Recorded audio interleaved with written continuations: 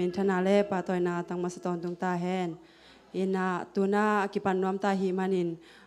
ikinga na jong sot pia hi manin mede ivek pi na ding to ina pasian min te phat khom je jani chin zon waming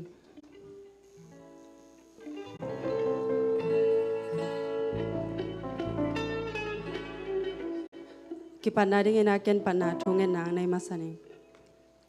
ina sampen to gidim kani simnon tang naung ching kem wana mangkong biak to pao nang ma insun ton tung nong ching nong kem bek cham loina tunin na biak buk siang tho sunga na ta te nang ma beding in mi mal hi jang pai pi na hi manin na tunga lungtam thu kong ko hi hun sunga to pao ki gending thu le la te akipan to pa nang ma in asading mi mal kim khar hi tale agending mi mal kim hi tale to pa kaset van te hi tale to pao atum mi mal kim khat cha jong hong ki thwa pi lain chin ka hunu apat pan atop dong nong gwal so video din ka hun khem pe na ko monoi songa apin chu kong aning sangin wana mang kong biak to pao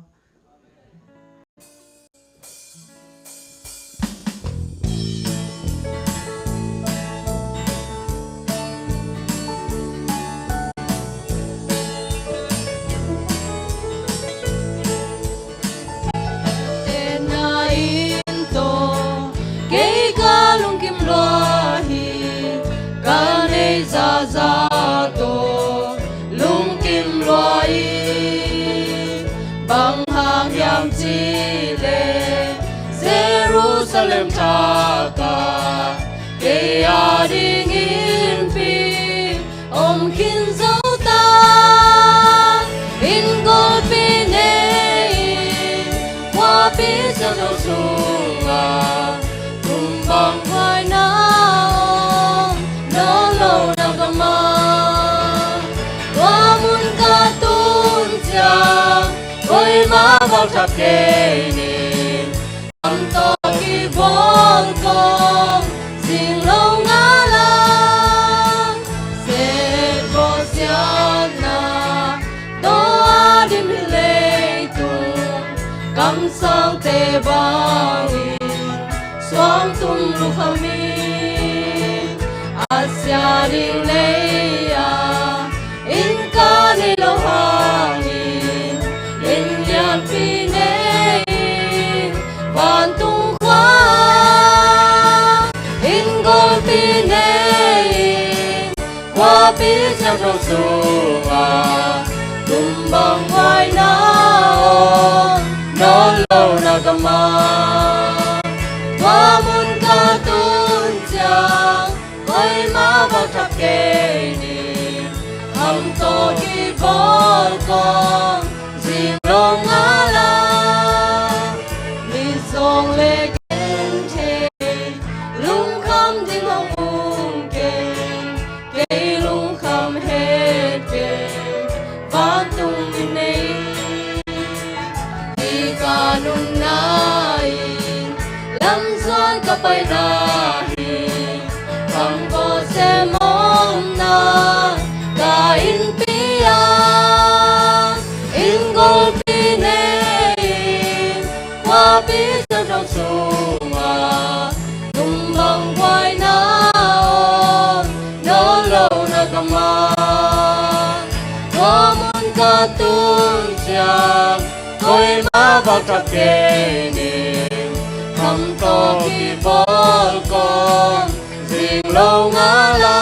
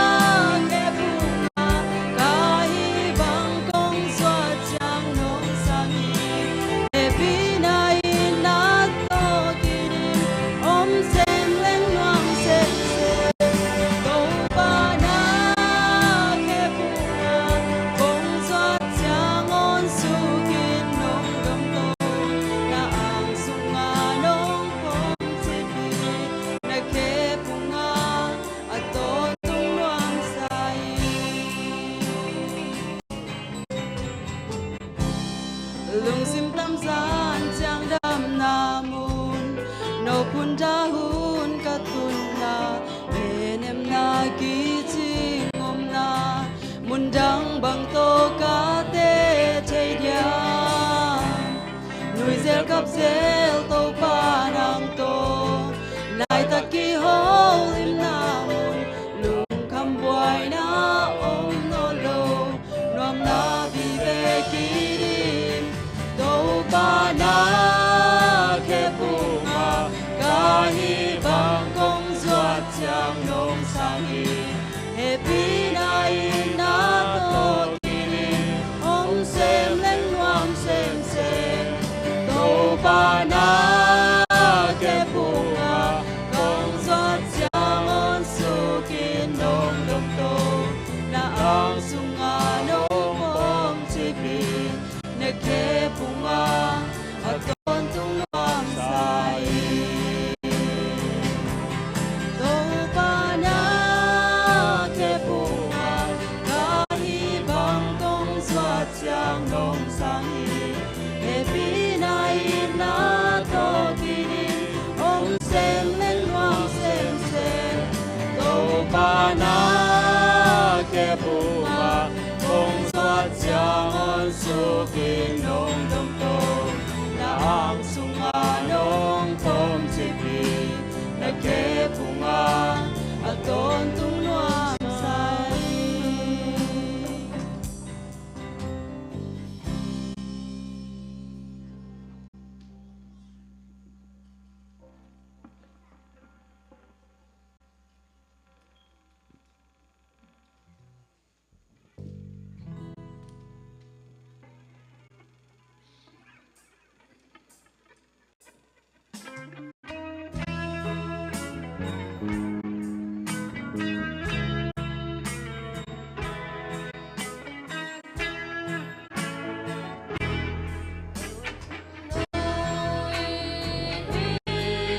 lấy tung muốn kem bèo à na ki kha dim nai xem tu nghe đi có mi kem bèo te kia na na hong ti le ba sia nong in na lam dang chu quang le tu để sắc về đi e wei khang no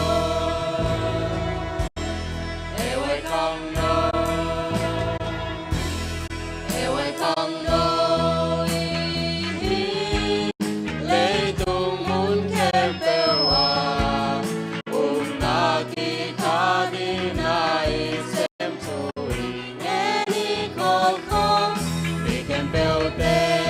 kia na hong ti ni le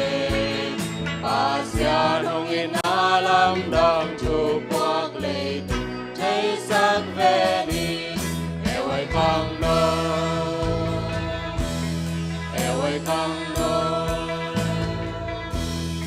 Ewe Khangno Yun te chamen te tunga amni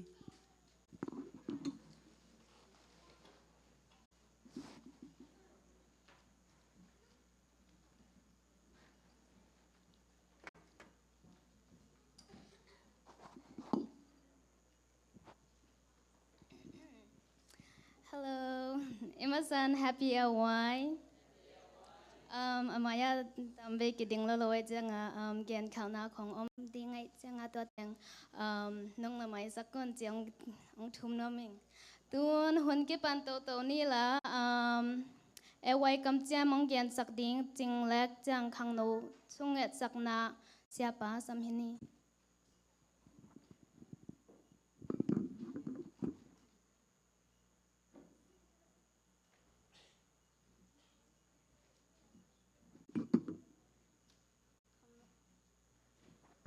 Khangno teng yom na tik pana ding ni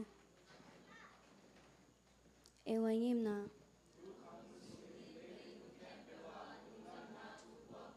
thubul phu junior kamchiam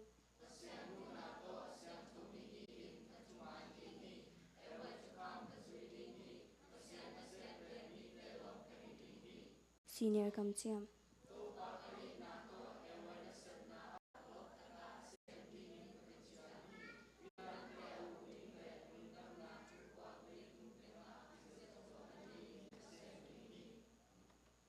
ewai thu kham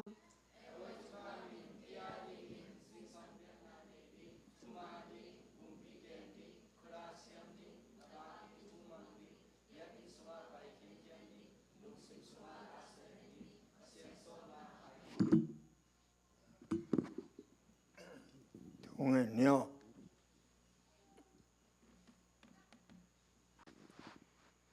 câu tế không bồ không biang sắc tàu ba ông ấy pasian amigi pasian vang lian pasian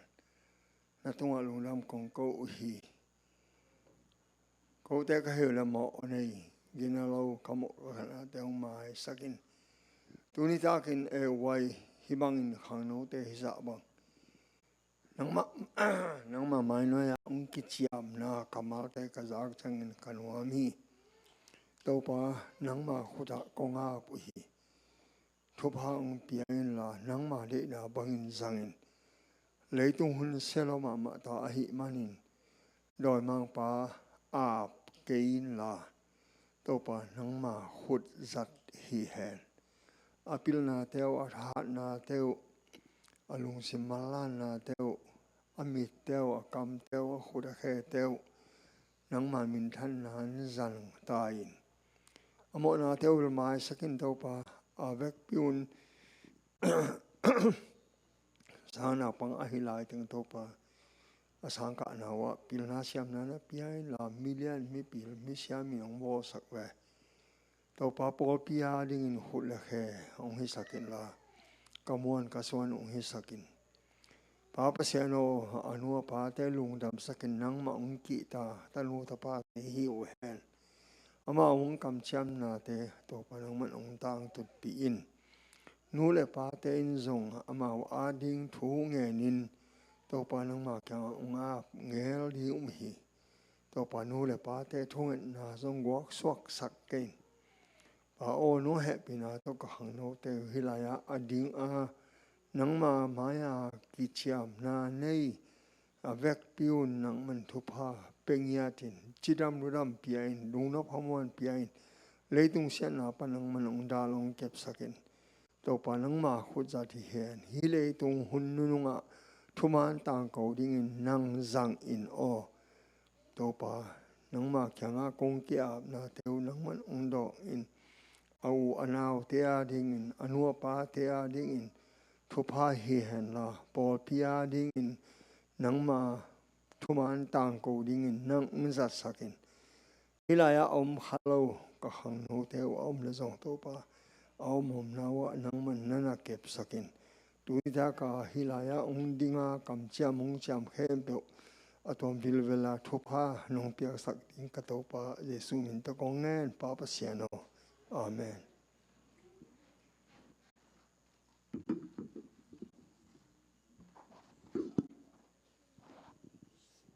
ewai kam chamang gen sakle chuang e sakte tunga tungdama mahang tun kam nga gen na dapin asam hini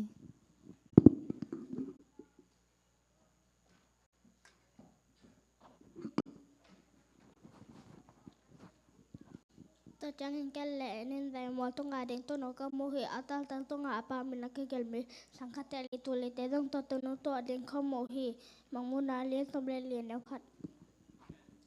đâu tế bác sang nâu tế bác sang cái hi nắng công thắc khẩu phật đinh ở nắng công ngủ đinh nghe Isaiah liên phẩm nó là khả anh nếu phẩm Mai na ote pipata yena anuti. Proverbs 14, verse 21. If you want to be happy, be kind to the poor. It is a sin to despise anyone. Galatia lian ko kanyaw ni tu hak sana tua usyang in khalekat na ke huun tua hele Kristo ka masuna hiu hi. Psalm 23, the Lord is my shepherd, I shall not want. He makes me to lie down in green pastures. He leads me beside the still waters. He restores my soul. He leads me through the way of righteousness for his name's sake. Yea, though I walk through the valley of the shadow of death, I will fear no evil, for you are with me. Thy rod and thy staff, they comfort me. You prepare a table before me in the presence of my enemies. Thou anointest my head with oil. The cup runs over. Surely goodness and mercy shall follow me all the days of my life, and I will dwell inside the house of the Lord forever. Search me, O God, and know my heart. Try me and know my thoughts, and see if there be any wicked way in me, and lead me in the way everlasting. Psalms 139:23-24. Van thương lấy tương tuy bị let tuy nạc te abol ba bia uôn mà mu na lên som le li anel sagi pasien nô te pasien kai hi nang con thơ khẩu sắc điên nang con hu điên hi Isaiah alen som li le kha anel som mi pe pa acha ha da theitel na ane pa hasem sem hi pa na lian som ni le li ane ku I can do all things in Christ who strengthens me. Philippians 4:13. Matulad tuwiti ano papa o pita mo sa mamunali solay na sati. Do hàng lên som khai na som thu lang a Jesu kapi. Mi nuam sai chỉ té pen mi gelo té chua suy lo mi mò té gam tar bang ina gam ta lo mi a sim lo té to ki po lo mi a hi ama no sang na pen to pa chu sung beng ma hi a sun le zanin ama chu angai sun mi a hi ama pen lui tui luang ge ya ki swan ama ga hunin ga ate burut singkong to ki bang hi ama hi na khem pe wa ama pai mama hi migilo te a hi le to bang hui lo wa hui in alet khyat an vai to ki bang le lu hi to hi chang in migilo te in chu khen na thuak zolo ding mi mo te pen mi rik te huang sunga ki hel cheng ei lo ding u hi bang har yam chi le to pa in mi rik te lam lakin hu ton tunga migilo te a hi le semai mang ding u hi la te alian khat tang khna pan tang gong na amen amen pau na ka lian som le kuk aneu sagi to pa de na ba gam tat na in gal te nangon lo ma kai so na hi lom alian som le ni aneu som ni le khat ha git lo na ki zo sak ke la apha gam tat na azo hi ta un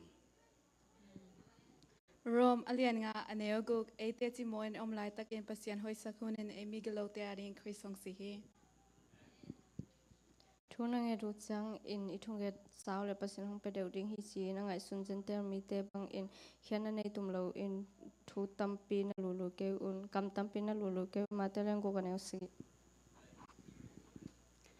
Bang hang yam chi le mi hing ta pa in sabat ni au pa hi chiu hi ma te lian som le ni an eu gyat kong ke ko ne in nong dong a tha na to kalung sim na hang sakhe la te som thum le gyat aneu thum Trust in the Lord with all your heart. Proverbs 3:5. Matthew chapter 5 verses 1-12. And seeing the multitude, he went up on a mountain, and when he was seated, his disciples came to him. Then he opened his mouth and taught them, saying, Blessed are the poor in spirit, for theirs is the kingdom of heaven. Blessed are those who mourn, for they shall be comforted. Blessed are the meek, for they shall obtain mercy. Blessed are those who hunger for righteousness' sake, for they shall be filled. Blessed are the merciful, for they shall obtain mercy. Blessed are the pure in heart, for they shall see God. Blessed are the peacemaker, for they shall be called sons of God. Blessed are those who are persecuted for righteousness' sake, for theirs the kingdom of heaven. Blessed are you when they revile and persecute you, and say all kinds of evil against you falsely for my sake. Rejoice and be exceedingly glad, for great is your reward in heaven, for so they persecuted the prophets who were before you. Late alian som thum la li anel som la li. Cái cái gì lại nghe. Late alian som thum la li anel som la li. Asia pelin la apa semin. Kelem na zongin la delin. Si na na thuak dong in si takin to hai la nun tak na lu khu kong peding hi mangmuna alian ni anel som.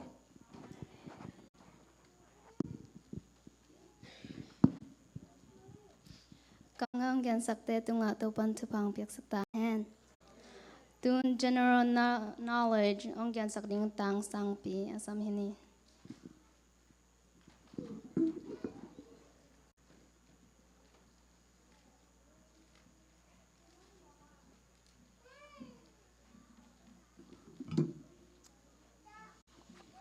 Happy why? Okay, tuni general knowledge. Trading aneng high school ka lai te le middle school om lai te ding mo trading aneng po khat share no ming na ama sa pen ina high school te pan pa leng pen high school ka lai sung teng GPA pen to be ma mo bang chil pen college ka te pen ai scholarship mo scholarship tam nga thei join na mun neng ne jong ke ta thei jo GPA back hello na high school ka sung teng mo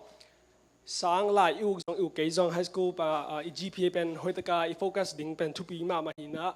bhangyam chile pen na GPA hoi ding to le SAT ACT test score te pen to pi lo mo to SAT pe ham sam ma hiang ina kum khara pen bangza bi ke test yem be thela website pa ba ki test ko ko na hi ai ka te po bang la ai pan back up ya ko test loading ina kum para ki ban sim ding na mun dang khong pa ki test ti jong gen no ming naตัว SAT ACT score แลน GPA หอยละเป็นตุนก็กระสังเงินบาง Andrews University บางละเป็นสังซุมกุมขระตัวซ้อมทุมและตัวงาและซ้อมลีกิบย้ายไปกุมขระมอตัวเดินนักกงเกนเต็งเล่นเป็นน้ำมันหอยซิเซตบางละตัวตึงนั่งนับยากุลเวลโลมอนั่งนับยานั่งเป็นที่ละเป็น housing และ meal plan ตัวตึงและตัวกุกิมเขาไม่กุมขระไปแค่ดิ่งนี่นะตัวจังSAT นะ GPA แต่โฟกัสเร็วแต่ high school บางที่จะหำสมัยยังนะหำสถานอาหารจำเร็วเป็นนักเสียแต่อิน happy นะต่อองเปียดิ้งนั้นมาตัวหอยโตที่จริงของเกณฑ์มีนะหำสาจีน่ะถ้าเราดิ้งมั่วเกย์ด้านนี้ดังตอนนั้นฮิโลดิ้งนะอาหารจำโตเลยแต่ high school สั่งนอปังแต่เลย middle school จะเดินไปนี่นะตัวคิดแต่สั่ง high school อมไลน์แต่ดิ้งขัดนี่นะ college เป็นไปแล้วแต่โมฮี Andrews ตอนแต่กักจำนิ่งนะ college ไปแล้วแต่เป็น class เป็น general education กิจเวทต่อเป็น class course ขัดเป็น credit ทุมกิจขามตัว college ไปแล้วแต่เป็น credit ขัดเป็นตู้ขัดเลยจันนี่กิจย้ายจังฮี high school นักการสูงนะ college ดังหนึ่งปนะไอ้เตดิ้งเบลoffer free offer ไปอมโลวินะไอ้ยังนี่นะเกี่ยวกับเรื่องคดีเล่เป็นนะ student council จะดงนี่นะบางทีที่ offer นี่นะ dual credit กิจมอตัวแต่กันจาก high school แล้วกันตัวแต่นักกินข้าวนั้นฮี cover โลไอ้ยังนี่นะไอ้อากาศโลกุมพิสังอากาศนุ่มขักพอแล้วกุมพิสังเต้นเป็น dual credit เป็นมองนับยามอ college course แต่เป็นตัวแต่เป็นฮีเล่เป็น college course ขัดเป็น credit ทุเมจังตัวเป็นตัวชมตัวลีวาลตรงนี้ว่าตัวแต่เป็นนั่งใน high school สูงอ่ะนี่จอจะหิมันเล่แต่เป็นcollege นับไปแต่ credit สมทุมนั่นนี่มันนี่เลยแต่เป็นกลุ่มขัดกิจยามมั่วบางเลยนั่งนะ Gen Ed แต่เป็น high school สูงตามไปแต่กับมันที่นี่นะ summer สูงจังมั่วนะตาตัวมั่วกำสักเกี่ยวนะเสียงให้เกี่ยวแหละ college course นั่นละสักคนบางทีเราเป็น college ไปอยู่แต่หุ่น save ดิ้ง bachelor degree งาดิ้งเป็นกลุ่มลีกลุ่มทุนสูงจังงาที่มั่ว college credit แต่เป็นงาดิ้งเท่างาสูงแหละตัวคิดแต่ขัดไลน์นะข้างนอกนี่มาเทสามจำไว้แต่ college course หลังนั่นจริงๆของ Ivy Tech ของนักเรียนที่ IUP ว่าที่ของจะเกี่ยว register ที่อะไรอยากกี่วอลที่มั่วตัวเด็กของกันดิ้งนี่นะหุ่นนักศึกษาเลยเกี่ยวกับก้อยใน student council เดินไปหุ่นเลยดิ้งอามาสังเข้มเป็นแบบ offer เลยยังเป็นอามาหุ่นดิ้งลำปีอมเดินดิ้งกี่หุ่นลาย cái senior cũng lại là cái summer tập bên go college course mo maximum thum cái là thế này tập bên among na Ivy Tech bên pi na kan zong tua la thế tua khít te cũng mới sang cái là hele be amao among nang pi chang tua zong la thế tua chang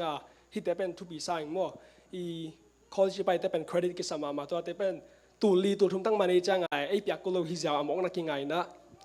ตัวคิดแต่ซุ่มเปโลดิ้งซุ่มดิ้งมองนะเฮโลตัวเป็นไฮสคูลซุ่มแคมเปญงาแล้วแม่นิ่งบางยามจีเลยที่แอนดรูส์กับการน่ะเป็นกับคลาสเมทขันโมอามาเป็นแอนดรูส์อะคาเดมี่ไปนะอามาตัวเกี่ยวกับคลาสเมทอามาเป็นซีเนียร์ที่ปนินในไฮสคูลซุ่มอะเครดิตแต่เป็นเกย์สังตัวนั้นต่ำจ่อยตัวมาคอลเลจไปบางทีเป็นซอฟต์มอร์ดิ้งโมเกย์เป็นเฟรชแมนฮิไลบางตัวหิ้งเกนเกมกิจเลยไปฮี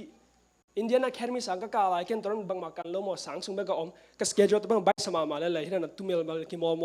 หุ่นใบสักตัวฮีเลวนั่นน่ะสังเสียแต่กันดงดิ้งกันดิ้ง college course ในที่ถึงละดิ้งตัวติ้งนั่นหุ่นเซฟดิ้งตัวนั้นสุ่มตรงเซฟดิ้งนี่น่ะตัวแหละ college นั่นไปแต่เป็นลองจีกุมปีกันมันสุ่มเลบัดของกูเลวดิ้งอ่ะมั่ว smart เทียล study น่ะหันจำดิ้งนี่น่ะเอเลยอ่ะเปียกจ่อสอมในบางยามจีแหละฮีตัวสมทุ่มแล้วตัวงากิเปโซเราเดมากุมปีหุ่นในเกล้งตัวจังกุมปีปันหุ่นของสมคนในหลังนบเกวอลไฮสคูลสุงแตงใน GPA focus SAT ACT study แง่ๆดิ้งตัวแต่นักเรียนก็ต้องฮิแง่ๆดิ้งกิสำรบางทีเลยตัวตั้งยินเป็นฮิแอนดรูส์บางทีเลยตัวตั้งหอยซิสฮิบางตันเอาหามองนักการฮิเจ้ากลอมตั้มพิตะกมอเกกงหมกพวกเฮโลสังกัดปีกลอมเตะสังสมบังจับยันเนี่ยก็เจอเลยบางมาเป็นโล housing และ meal plan แบบเนี้ยบางทีละเมาหันจำส่งปิลมั่วเมาตัวจังไอ้โซมีปันส่งตัวนั้นอ่ะเมลตั้มเมียนลายลูตัวจังสังเราบางทีตั้มไม่หอบไปได้ตั้มไม่ได้กินอะไรมั่วไอ้ตัวนั้นที่ดิ่งลำปีตั้มลายน่ะหันจำมุ่งจึงเกียนว่ามิงตัวคิดแต่elementary นู่นเลยปาเตดิ่งมั่ว elementary คือสมัยนั้น middle school นู่นเลยปาเต happy นะตัวนาตาเต้เป็นเทวันจีนไอ้ยังโปรคัดแต่เก็บังมีอมนมขักวอลเลยสังคุงบางทีโฟกัสเมลโลสังไปอินเจ้าเจ้าตัวเป็นนาตาเต้บางมาคงเงินแกเลยส่งนาทีดิ่งขัดคงเงินออกไป 21st Indiana State 21st Century Scholarship ที่ออกมาเมื่อตัวเป็น middle school ตันสกีและตันเกียรติอากาศวอลเลยตัวเป็น citizen ที่ดิ่งไอ้นั่น permanent resident ตรงไหนแต่โมตัวregister แล้วแต่เป็นนาตาเต้ Indiana State สังกัดวอลเลยนะสมมุติอยากกูรู้มองนะฮิจามอตัวเป็น University High School ฮิโลตัวจังฮีนาวเตตันเกียรตันกว่ากะตันสกิตันเกียรอากาศอมจินมหิสุงกะจงในดูเรื่องนาปาต้องหอยตะกานั่นฮีนั่นที่สำสักเราแต่บางคนเนี่ย register ดีเดลไลน์แต่อมเทดีแต่จังอาสางอาเซียเดดอกสักดึงมอตัวนั้นน่ะจะเป็นงอบางทีดันต้นตรงเลยต้องเกียรถินจินกะซักเขียนเกี่ยวกับลมเต้นแบบตัวสกอชวันนี้กะลมเต้นแบบSolo into 21st century zone ki cancel thing che changa to ba thei me lo ki cancel man hi thei wa le bang to be mo gen ding dong to teng hin ta lung da be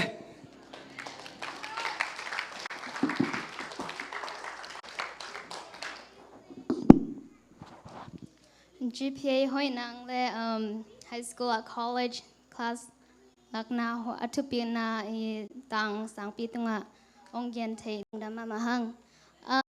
tun sumpi don na sumpiang dong sa ting thiam nu le dim boy changa sumpiang ap sa ting tang muan pi and then special song tua current special song sak ting college student then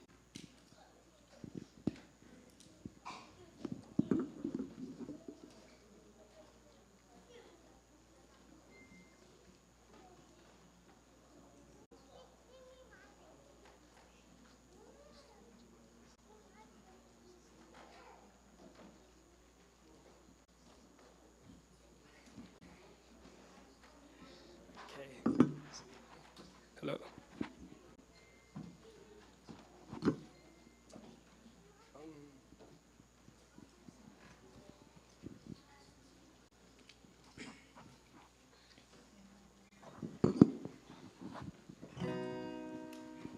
Musak ringu biak na tawa ci I nunga kigin ya kasaguhina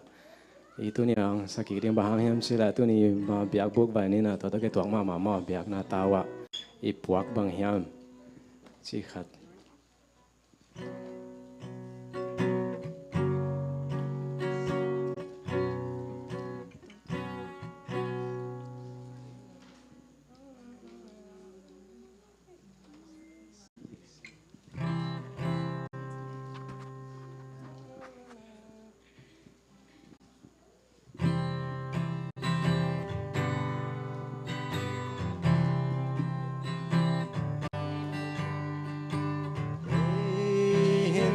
being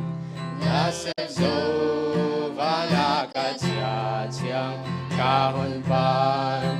mai ta in hong don dia ka hi te to pa ka dam sun ka sep sun sun teng to ba kyang ka ken chang tu mana sep ka tai lo pai hong chi na dia yang na ta wa wong ta te le tu ta thao te long pia ku sang kong tu pia te avec lui na sui di u de zoi mei ha pia na na lu pang nam tui te zong amok na hi piak piak na sang tu man na hoi zo hi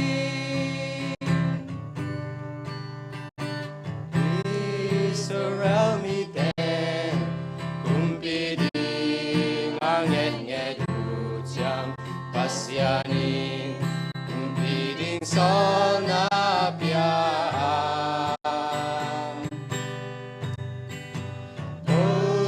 patu manglo amade bangin dong sejang pasian zong kisita akum pigan maveng patu devi tung swan kiata yang natawa bong tao tele tu tao thao te nong pia ku sang kong tu pia te avec lui na zui di u de zoi me ha biang na na lu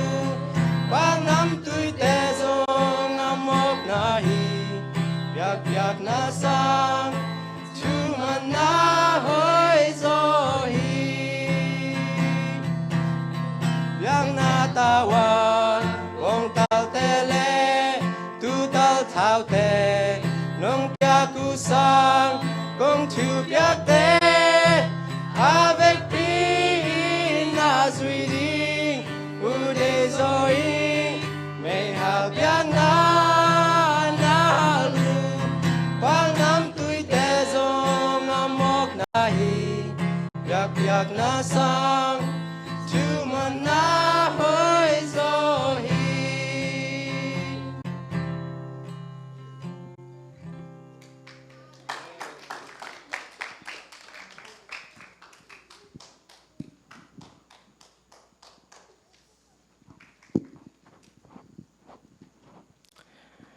nun tang na ni anak yang pe sabani atau nga papasya na lungdam lo ong tu ni ai pa kichang hi tenga ai wa huna hun phanong pia tu ni sum tom khat ka piak amza u teng ki ka khom hiung hi sum te to pa nang manong kep sakin ong sat sakin nang manong pai ki baina ding a ke sang sum te hi ta hen chin ka to pa jesu khazi min soin kong abu hi wang lian papasya no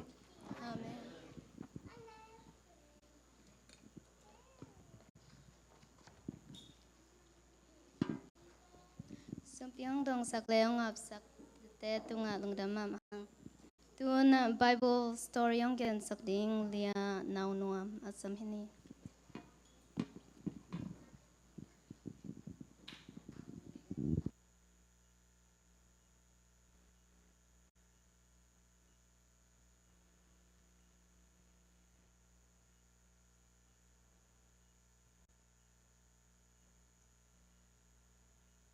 Hello, happy AOI. So, tini ka Bible story gending pen Samaria mi hoi pa tu hi. And hitu pen Lukalian soma neo som ni langapan som tumna saki sunga ki matehi. So,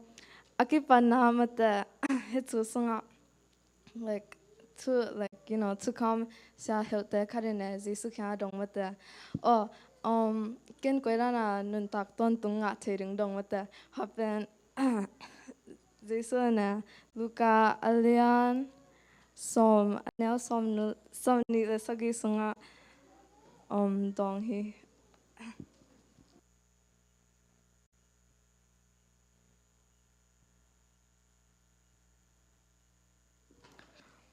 Jason nalungsin campo nanun tang na campo nahan na campo le nangai sun na campo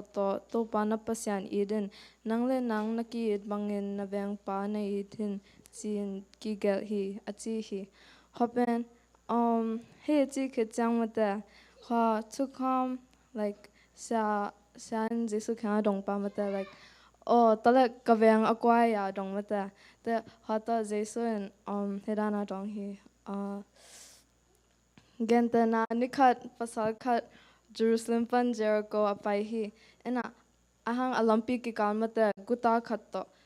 guta toki toake na hikuta tena avan pan apandong laksa ke na sirek tak tadinga like sare na tai sanjao hi ena hopen hera na ma omjamata te adan lamchang Siampi karong pai na hi siampi na musang almost selo na pai sanja te ren chang levi pa khat zong ong pai na aman zong mu chang tai sanja mata hopen no bel na bang tiram thelo ma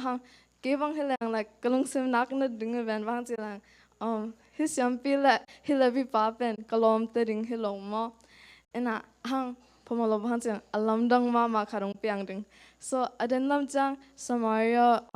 cousin mi kanong pai mate ena no na teriam bel telo nirang la ya ju tele Samaria te ki hwao bahan jilang ju ten Samaria te pen like jan sa dana mu like misyang to lo dana mu na hopen no mo na hi Samaria cousin na tai san jau ding mate dena sampi pan zong tai san levi pan zong tai san e changa hibet lo alam dang ma karong piang so Samaria pan na mu chang happy na ame ma te na te lenga zu khong to siang sak na tuam sak mate ina hobek tham lo agyak na ding ina like alumna ding khong zong by home sak lai han khong like gas sak lai mate ina heben lamdang ma he mang chang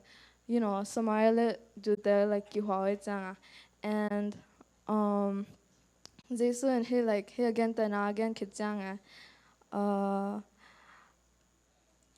Luca lian som anel som chun le sagi sunga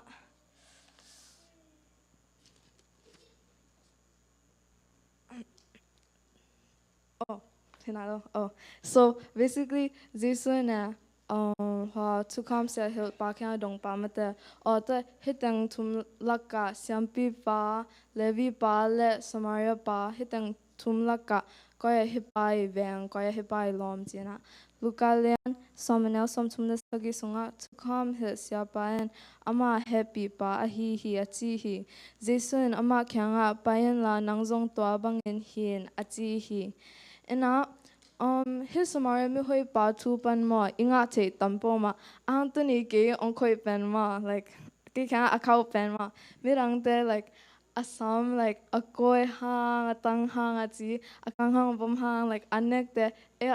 atom hang nang atom hang ma newet ke ni bahan chilang pasanin iba kang bo le cha ma ena lom te tu ni nangai siding khan ma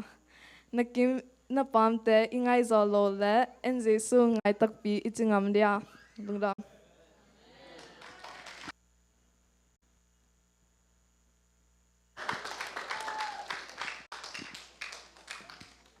Bible story at kitching ta kinong gyan sak naw nam tunga to pan pang yak sak ta hen tu na Bible game ano ma tang muang pi tunga asam hin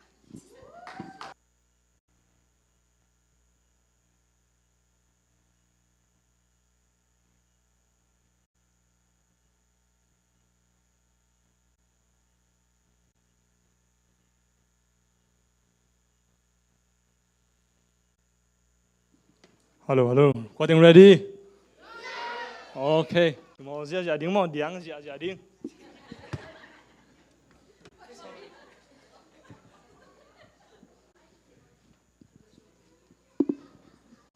Okay, tu ni nagi mo ya to Messiah mention kong ay kisuk tai to tai mo de. Kan punishment a thelo te pen punishment kong hi ding chin ngai sune ai hanga i dan peding mo in dan peding chin ngai sune ai hanga no gim khaleo chin chin a ngai hi lo ki de in tun ko tengin ala sing tho pua ken mu ke kai ve la sing tong pok ke no na tu na gia okay hulam ve wo okay hoi lo okay tun ipan mabel na pang te ma sani mo in ken na pang tam pian level ta nga pan wai teng chi piat so mi na yang tam lo kholo wai chinga i bang chi ding yam chi le tan sagi pan an wai sia ya an vek won tu mo ya a khan na le ni na pang te hi ma sa ding ma de in na bang te ma sa ding na na chang to te zong i na nu te ken na pa te kinga i na ngen le chin mo na nei keu le in na nei ke lai le ken zong hian a khan nei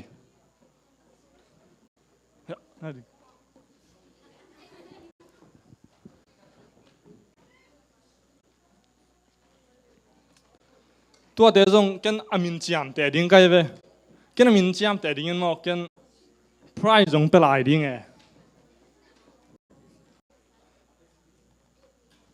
in a prize lem ken nei lian lo in ken kagel dan lian pen bo mai ka hong te hi pian leng chi khare ai hanga i tu ni hi som kit kai chenga chi dan hi na i prize pe ding mo ruai in ai chenga no hoi takin ong diang zia leo chin mo in tun ko tingin lai siang tho em the can Genesis 1 verse 1 chileng no can you read it what is it find it in the Bible okay Genesis 1 verse 1 okay xiang lo tu na ko teng pil nuam who wants to be smart you don't want to be smart no okay that's fine okay i tun ya i verse mo ken by the da kong isak somin tun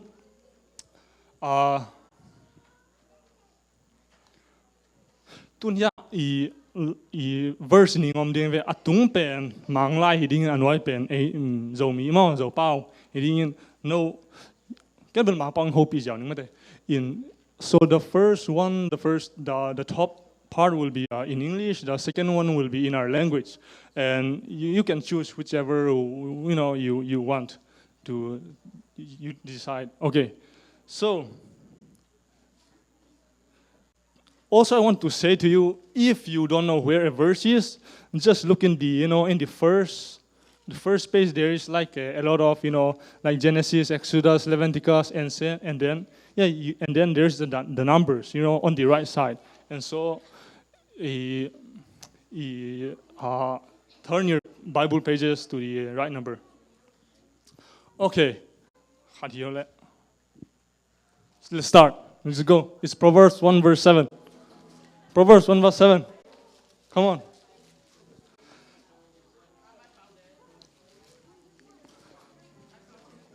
Ding, ding.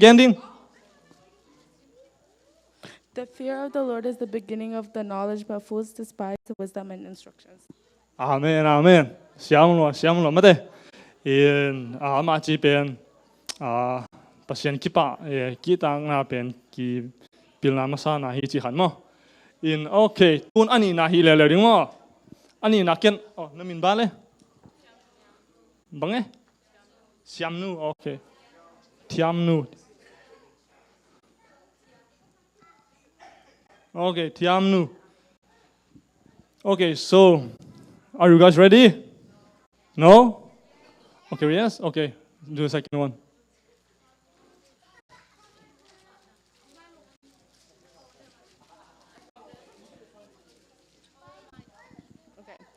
Trust in the Lord with all thine heart and lean unto thine own understanding. In all the ways acknowledge him, and he shall direct thy path. Xiam lo Nobel.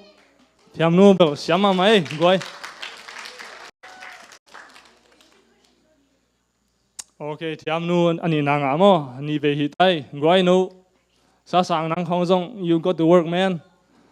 Dim boy zong mo nang zong. No akinu ngak sak te. Okay, tun. Okay, sorry. Can kong na hello mo. In tun atum na hini le. Proverbs 3 verse 7 to 10. Okay. Be not wise in thine own eyes. Fear the Lord and depart from evil. It shall help to thy navel and marrow to thy bones. Honor the Lord with the substance, with the first fruits of thine increase. So shall thy barns be filled with plenty, and thy presses shall burst on with new wine. Xiam loi. Atum na nga sia zi. Thiam nu mo atum. Tum na. Okay. Tun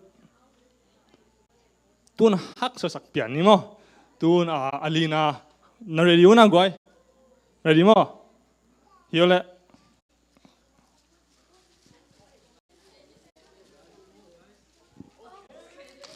Hey.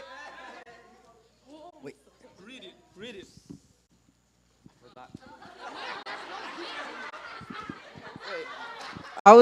I went by the field of the lazy man, and by the vineyard of the man devoid of understanding. Okay. Xiang lo. Nang na mintan baya le. Now piang okay. Now piang okay. Tun lumlan zia ni mo. In na ready le William goi. Yeah. Okay, next yole.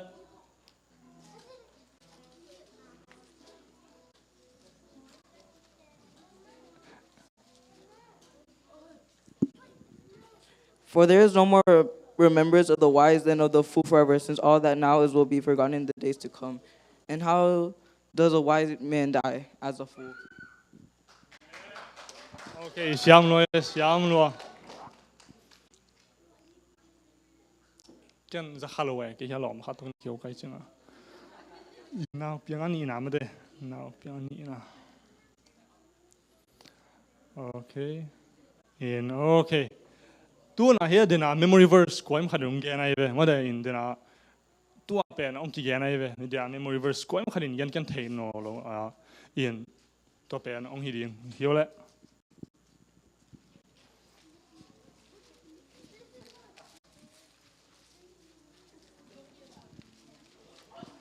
I can do all things through Christ who strengthens me. Amen. Xiang lo. Now piang le thiam nu ki tok tai le. Dende pa piang bel excite ke heaven akhana khong nga di mo. Okay. Khat hi le le.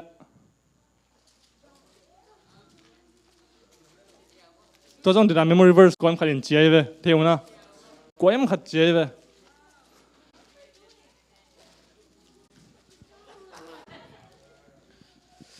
Jesus wept. Okay, xiang loi. Now piang khan nai tai le. Now piang le thiam nu dak hi. Now piang le thiam nu mo. Tun atom na mo. Na atom na chini le. Tua ya. Khat hi le.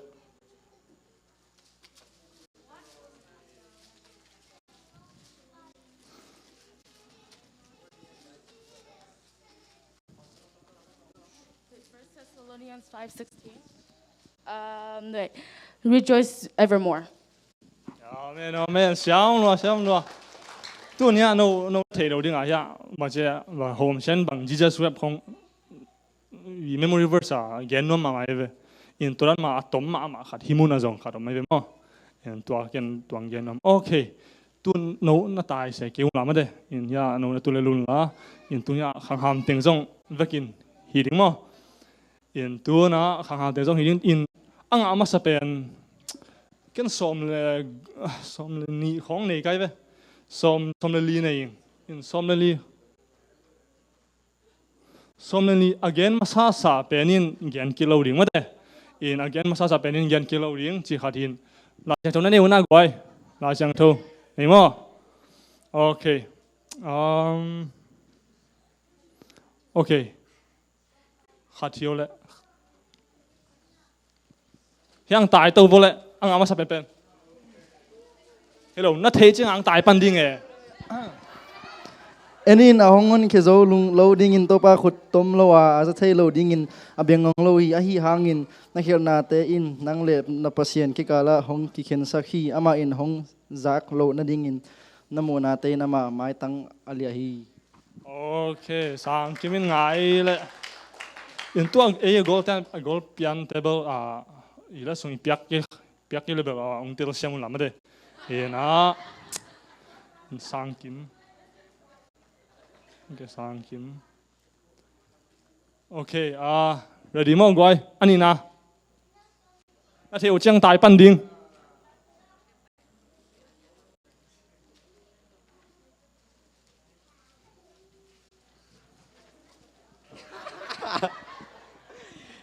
Obadaya alien khan aneli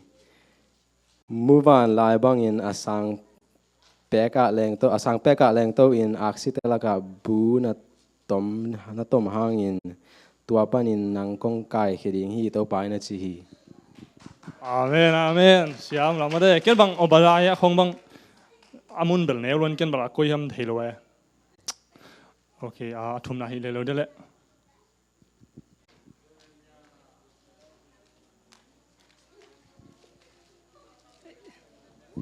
Jeremiah 29:11 and 13 more.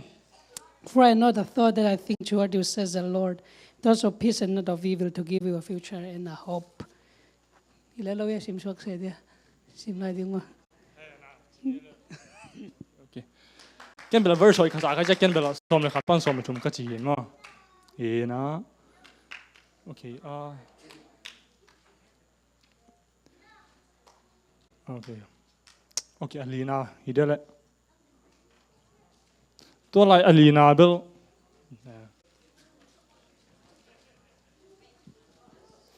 For God so loved the world that he gave his only begotten Son, that whoever believes in him should not perish but have everlasting life.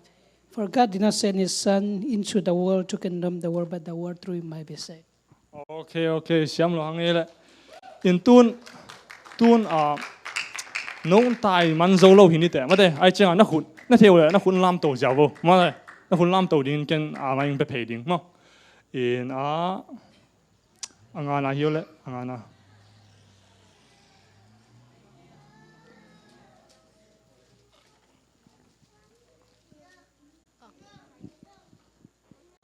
tang lai ni danga thu te phoken banghang hiam chile kema an pasian ka hi pasian dang ko ma om ke hi kema an pasian ka hi ke to aki bang ko ma om ke hi aki pachile na tom na thu pulaka tang lai pek panin apyang nailo na te pulakin ka gel na ki pin ka de na kempo ka sem ding hi ka chi hi okay mo sang kinok ma mai ve aman en kholin kai ve ken mo ma okay tun aguk na hian ele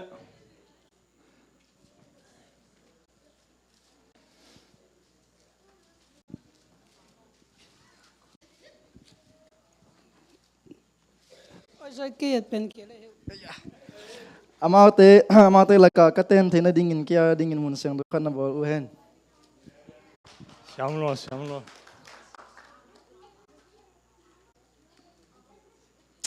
okay next idol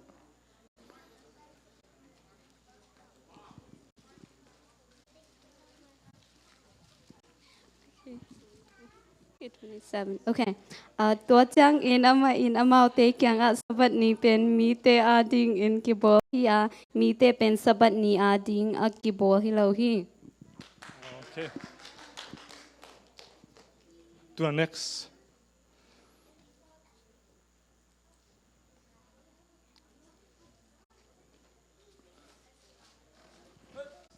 chính càng in aku làm việc mi phat pa o bang hangin mi phat te suksian na a kisial na hi hiam sun thapa in suksian na ngai sun hi aman na ken man lo win beng oh khia ding sorry som ngale thum hi zo som ngale thum jini ma. The fool has said in his heart, "There is no God." They are corrupt and have done abominable iniquity. There is none who does good. Man tua pian ai kia dan ai ma. Okay, next here.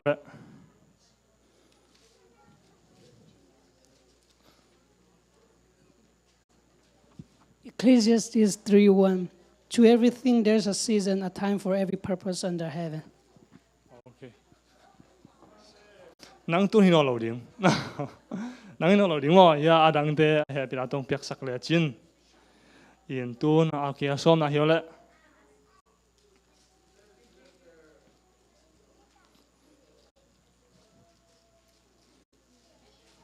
Hey, ya khana mai.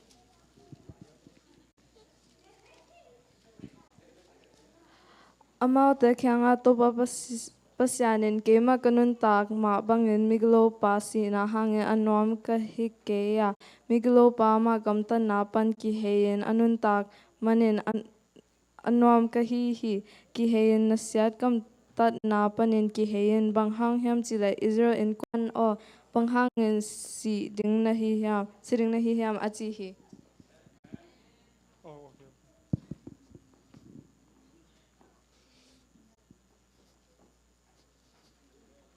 Okay. Tu nào nom nang zo hi no lo ding mo. And okay, next.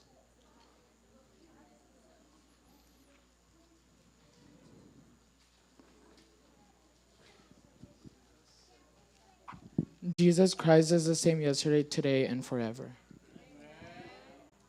Okay. Tu nang min bale. Kapi nang zo hi no lo ding mo. No pen a pass sini. Okay, tu to kitchenga hat ira.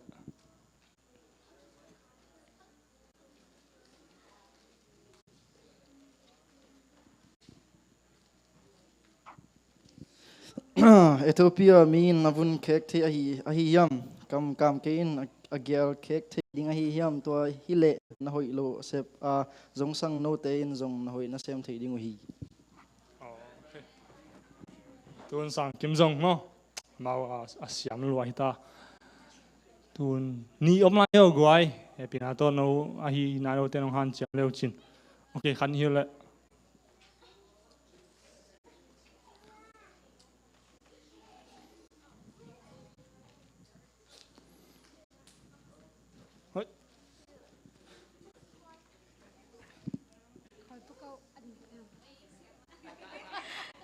Yat pan ko ahi zong in sia theina ding gu kal to akidim a khong thei lo le pen zual sakin a uk zo kwa ma lo hi ilei to e te pa ahi to pa I phat theya pasian to akisunin akibol imi pi te zong to ilei ma to akisam se thei hi. Siam lo. In okay.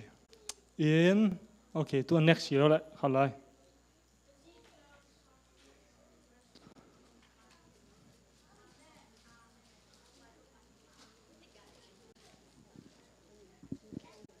to ahi chang in amau te in mi te hong pai bang in nang kyang a hong pai u a ke ma mi te bang in nang ma mai a tu u hi nakamal te za u a ahi zong in amau te in sem lo u hi bang hang hiam chi le amau te in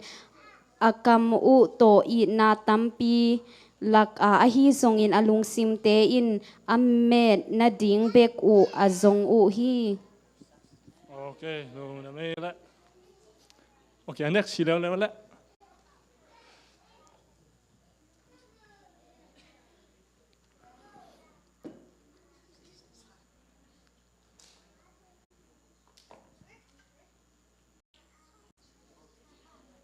man tamo. Okay. Kia là kịch tuak lo vậy mà ai chăng okay lung đam mà đấy gọi in cái gì Bible ông buồn chỉ in nô giống nông buộc sắc mà đấy hiện na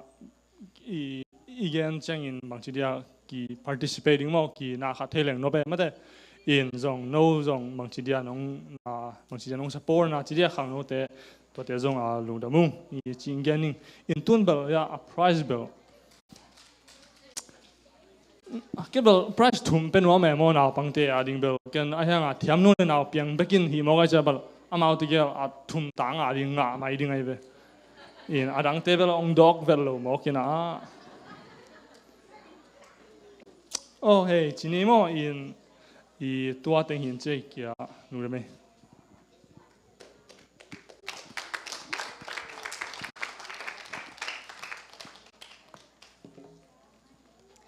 Bible game maybe Campbell he participate take na ding in among tang mong pi tunga lungdam hang tun special song azak na ma ding ka upa nang ngai ong sam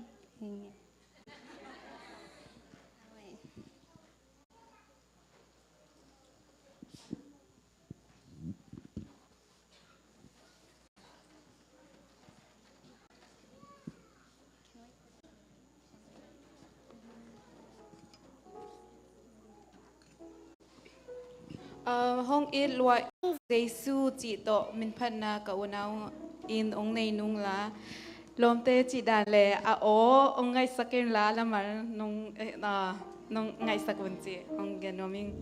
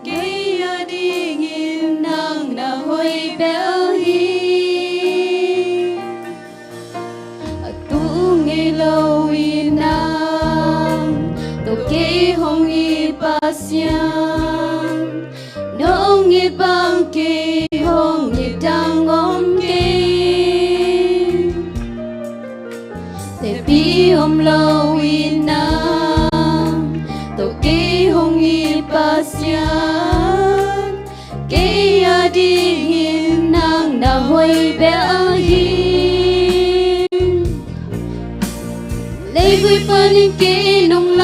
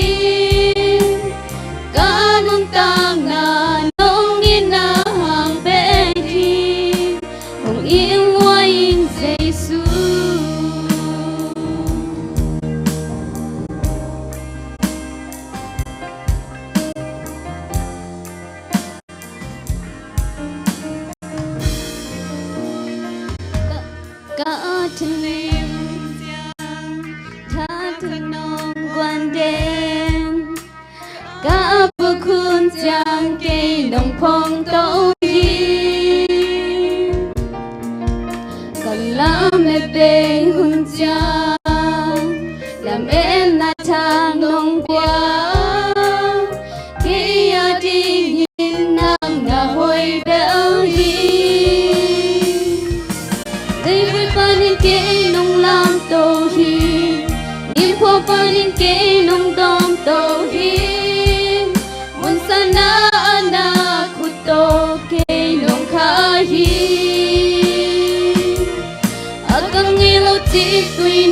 đồn xa aku ngelo ina to nong in kanung tangan hong ina ang behi hong iwaing Jesus.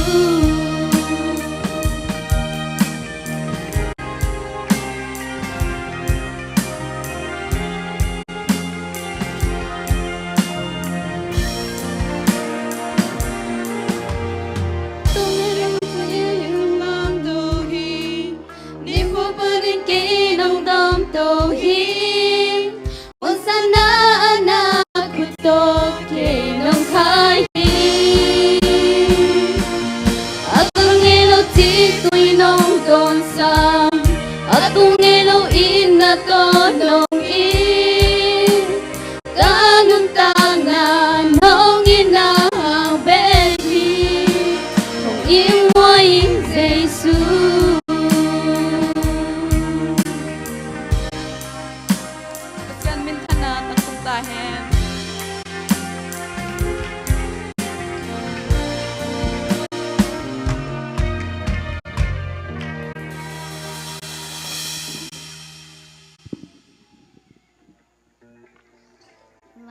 Lang sak sak te tung atu pan tu bang back sak ta hen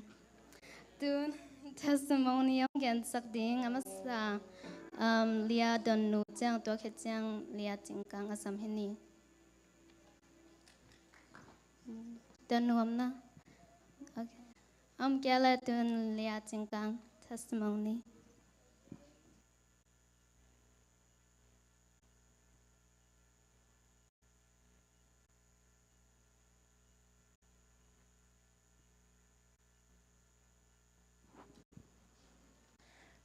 Ken zong asau lo khat ông gen zau neng na ka highlight chelo dem da kum li song dan tong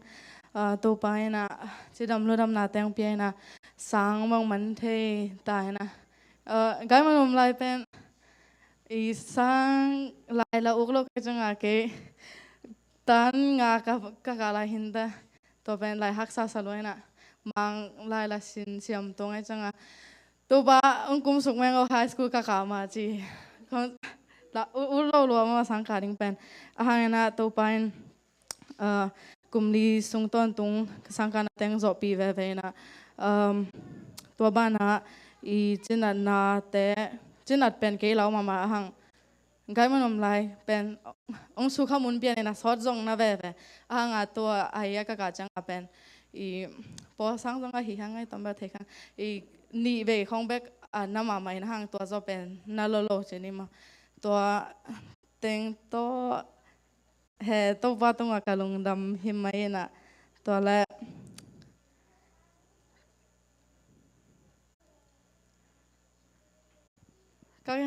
ka gen thing the gen la kan son wa me hang I ka gen ta nga chi mai da hi la pen I high school ka man khichang I cover ning na tra hining ka chi hang pya kin azong sanom kai changa to ka pau ta nga ala teng chi mai ni ma to hen da lungnam khichang dong to pa chi lang saninga sa Steven mang ya po okay.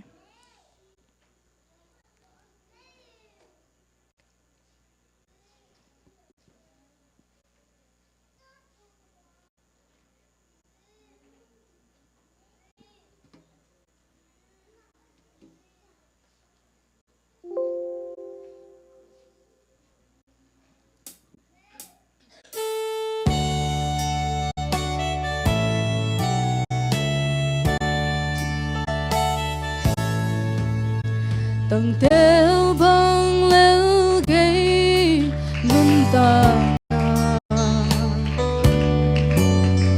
hồi na giang khát bếc gió nay lo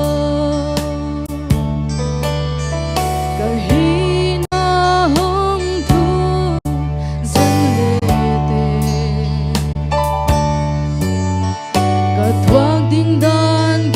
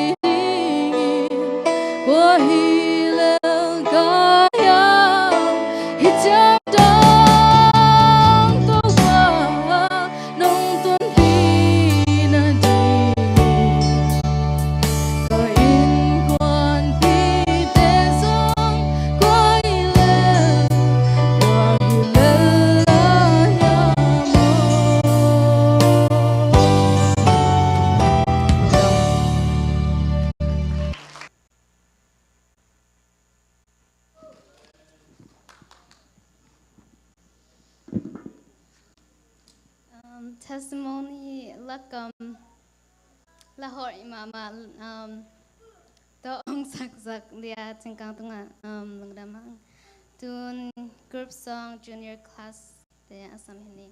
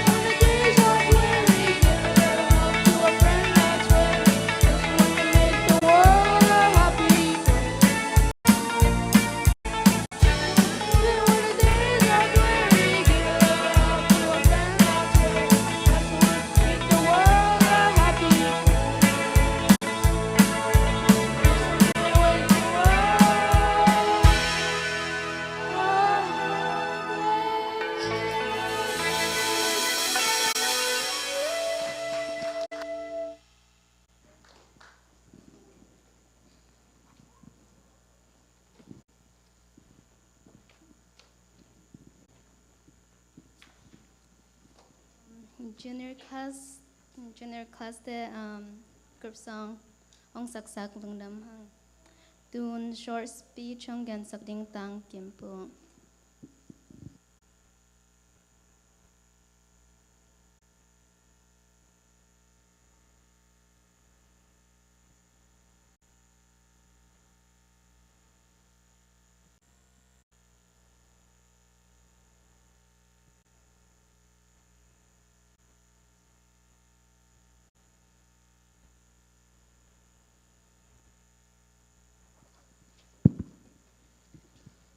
Kalvelai happy away. Dunia maya hidana tugen thai ding ai zong ong se te tunga zong le paset tunga lungdang ko man san waming. Tuni zong short speech nga chi ka thai tunga mangen ding ka le short speech step and ham sapianin ai changa mo long speech khong hele che china mo khe ai hambel sanga chi mai lek sanga kasin thu them chileng science le Christian te science like Christian science versus Christian achi dan mo to ben nirang lai pek pek azong aki bangchidia hi Christian te les hi science lam aum te jong to te pen aki boy chi mai leng amau khat zo science i pen science te pen create evolution achi hi atom tom pana khapiang khia pasien omlo achi te chi mai ni science changa a Christian te pen pasien umma a pen pasien bol sa pasien limle mela akibol ong bol pasien chi hina ai hanga pen tu ne ke kongen ding pen tu rana ania at kitukal hilo zo ina science le Christian aki Christianity achi pen apang khom thei mo apang kho pu changa atha hat thei chinina gen suk ziaw ningena science chi changa pen science ten pen bang hi ileitung pian zia ileitung om zia pen mu na le hi evidence based achi to ong banga ong thei banga thei somu kan somu ama pen lai siang tho mano masalo ding a science a mi hing le a mi hing te lungsim a mi hing te siam na thei na to he masading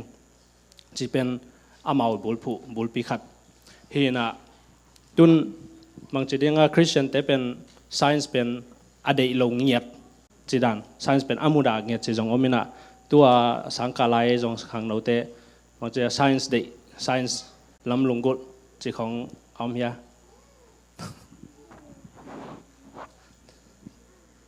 science chicha biology chi dan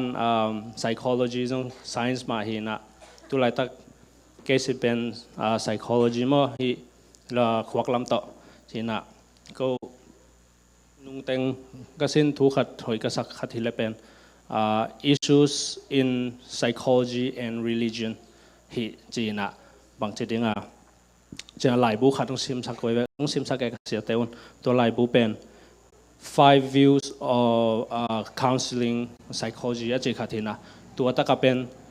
author pen mi guk mo misagi khongomina to ten pen amawi mu dan atle khat sia ta ongel so nga chu so te ben sim sakina khat hoi ka sak ma khata hil pen integration achi hina to pen science pen lai siang tho to kizom sak ding chi dan khan mo to pen hina science chi chang bang chi dia hi Ellen Join jong khan na genin amagen na pen true science and the Bible will never contradict each other chi science aman tak science aman tak le lai siang tho pen kitukal ngei lo ding hi na chi hi na changa tun miten chile mi khem pel chamai ni hi banga scientist te jong tua ten jong hoi takina leitung thu te kan akan uchanga pen bang muma sading u hiam chi le pen pasien hoi na ong ki rong ma sa den ding to chenga tua akan na tung to nupan thuman taka hi na ko le pen pasien pen om tak tak hi chi pen mau ong mu den ding wai ve hi amau bang lo a hiu zong ana hi scientist saying pen amau i lung sim to amau na to pen atam zo pen athu gen teu to dan athu mu teu to dan hi zoi na hi late alien som lekua aneu khat simleng sim ningina neu khata bang na chi hiam chile van tungin pasian min than na gen khia van pin ama na sep na lakhia hi chi changa hi lai seng tho to aki zoya Ellen White in education chi mo page song ko le kwana hidanan again he the book of nature and the written word shed light upon each other. Both make us acquainted with God by teaching us something of the laws through which He works. Then, here Ellen White again na happen. Lai siang thâu hi pasien leitung lai bute le pasien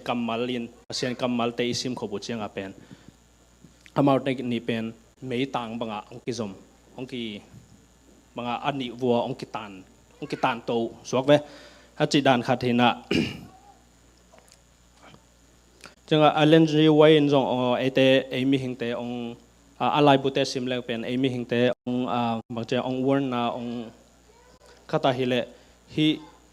emi hingte pen bang ki phasak ina tuate in he is he scientist le scientific study te scientific understanding te pen emi hingte ki phat sangna in pen su siamo na su set he changa na khem pe mi khat pe win he science in hidan hi din hi achi changa pen e vakana e mamain vakana amau gen te up masak ding pen hoi khin tuan lo ahang pen science tulai taka science lama amin thang den hilepen amau lai sang tho lo ta vi ve ai changa amau u dan khata lai sang tho aman lo thai dinga thu ong chuak sak thei ina Rom alian khat an heu som nia pai king ni na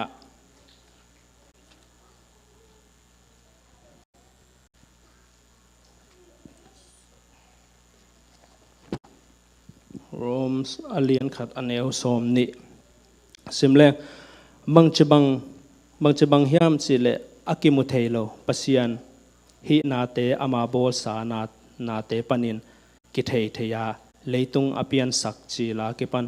tel takin ama nei ton tung wang len na le pasian pian zia ki mu the a hi manin paulap azong the ke dingu hi china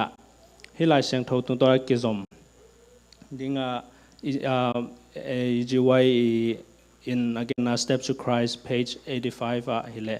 God is the source of life and light and joy of the universe. From the beginning it has been Satan's effort to misrepresent the character of God, but it was to remove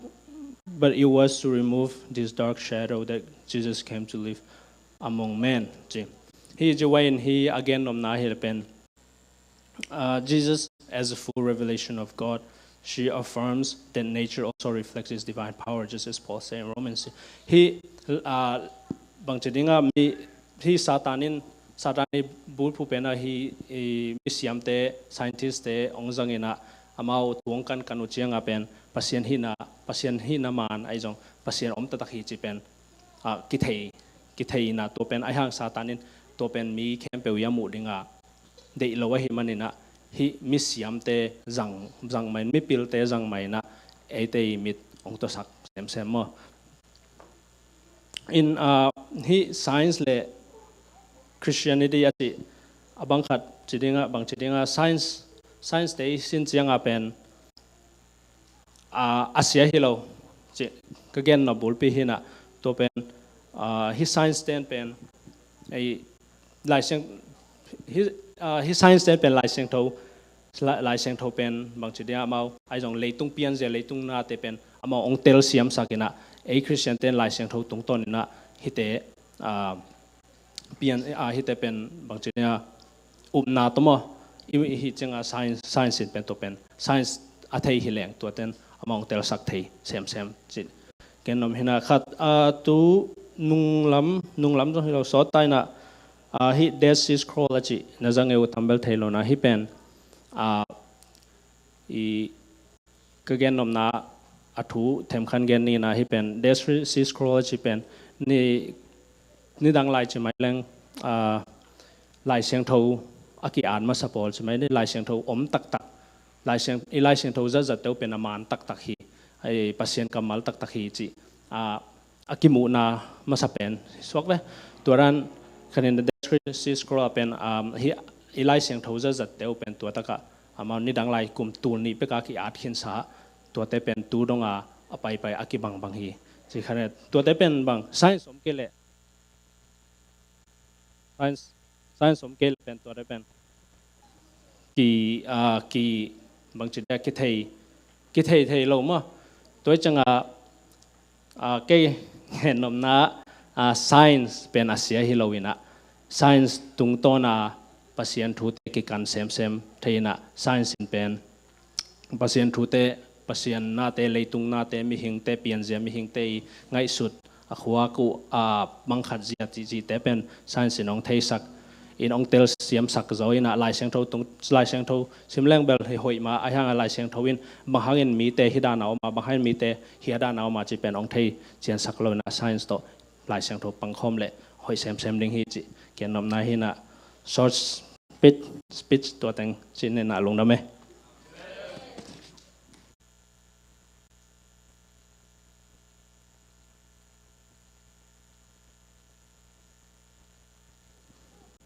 short speech akiting takin a short ma khadin ong gen saktang kempu tengalung damhang tun tom na hi tai na mi pi kasim khel kale som gok pha chang i lama kai te sab ma i announcement in na